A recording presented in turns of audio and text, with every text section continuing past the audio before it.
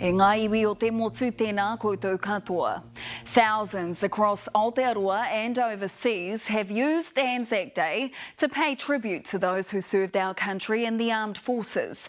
But many veterans are also using it to remind younger generations of the horror and futility of war. That's a sentiment we'll hear loud and clear in a few minutes from Bom Gillies, the last surviving member of the Māori Battalion. And also in our first story from one of the former Navy men attending a dawn ceremony. Ashley Yates reports. Quick march! Left, right, left, right, left, right, left. Veterans making their way onto the Court of Honour in memory of absent comrades, as thousands of people who gathered at the cenotaph at Auckland's War Memorial Museum honoured their courage and sacrifice. To remember those who put on the uniform of sailor, soldier and aviator and were sent to fight in places far from the peace and security of home.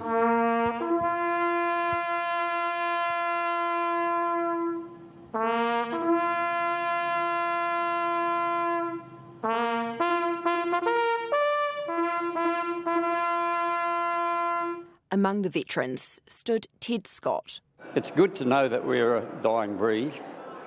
I know it sounds a bit bizarre, but we're not looking for replacements. He served with the New Zealand Royal Navy in Malaya and Borneo in the 1960s.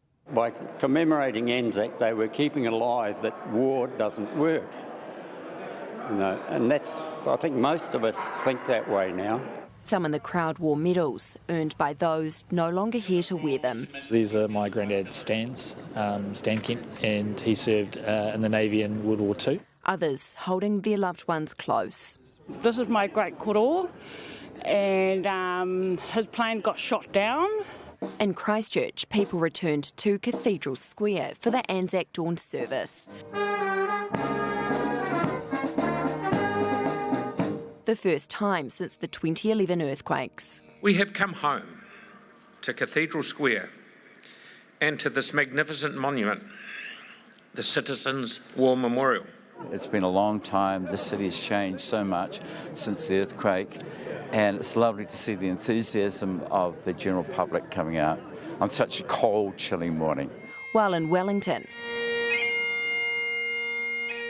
an emotional dawn service was followed by the National Commemorations service, attended by the Prime Minister. It's been great for the people to get out again. That's the big one, because we haven't been able to have a gathering like this on the outside with everyone coming along and having poppy days and things like that. We haven't had that for a few years now.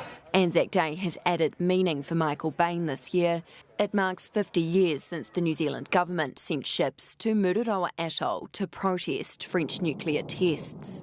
My dad served on the Otago, which was the first vessel that was on site in Mururoa, witnessed the first blast of the nuclear testing season, and he passed away really young at the age of 48.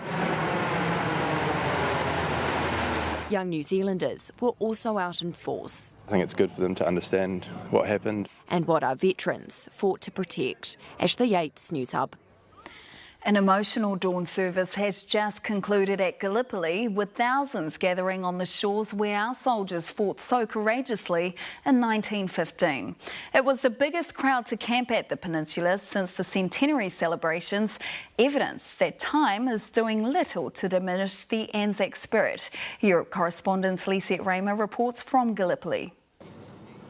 When the Australians and New Zealanders arrive at Gallipoli in 2023, they are armed with sleeping bags, not guns, led by knowledge rather than blind bravery.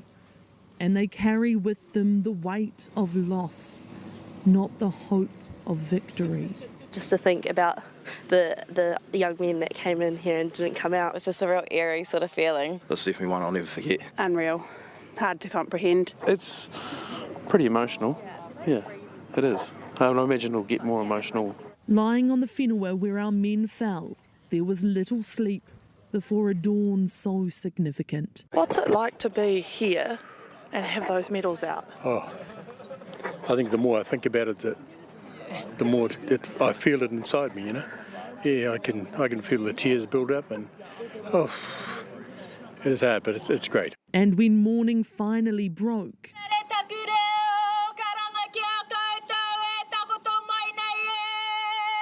the Anzacs were remembered in unforgettable fashion. 108 years on, words help to keep the legacy of our soldiers alive. We remain quite properly in awe of how ordinary men put aside their fears and found such reserves of courage and endurance. The silence locks it in our hearts. It was an 8-month campaign of courage. Young soldiers enduring heat, dehydration, illness and hopelessness.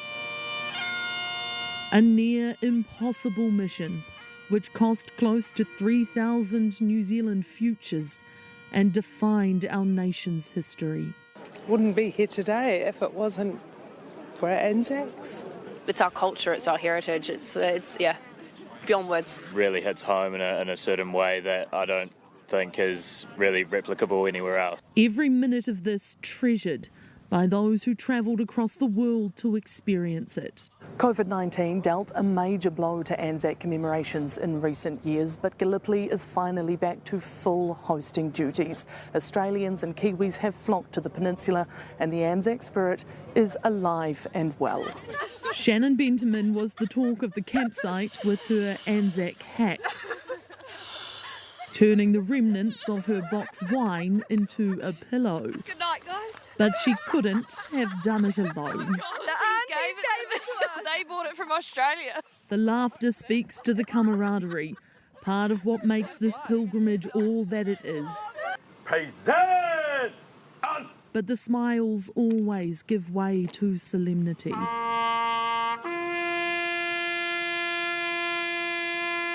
Because no matter how many times you've heard it before, when the last post echoes across the cove, it sounds intangibly different.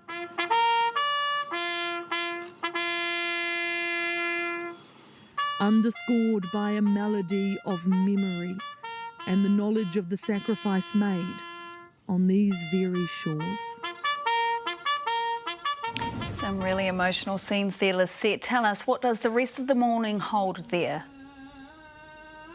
Well, New Zealanders are currently making the walk up the hillside from Anzac Cove here to Chunuk Bair, where the New Zealand National Service will take place in just a couple of hours, a chance to acknowledge the immense sacrifice that our soldiers made here during one of the most key moments in the Gallipoli campaign. This morning, 1,507 people gathered at Anzac Cove for the dawn service. That is the biggest turnout Gallipoli has had since the centenary in 2015. So already Anzac Day here has been incredibly special. It has been incredibly heartwarming to see the numbers gather there in the Cove as we commemorate our fallen soldiers, but also celebrate the incredibly powerful bond our three nations have forged. Thank you very much. That is Europe correspondent Lisette Raymond live there from Gallipoli.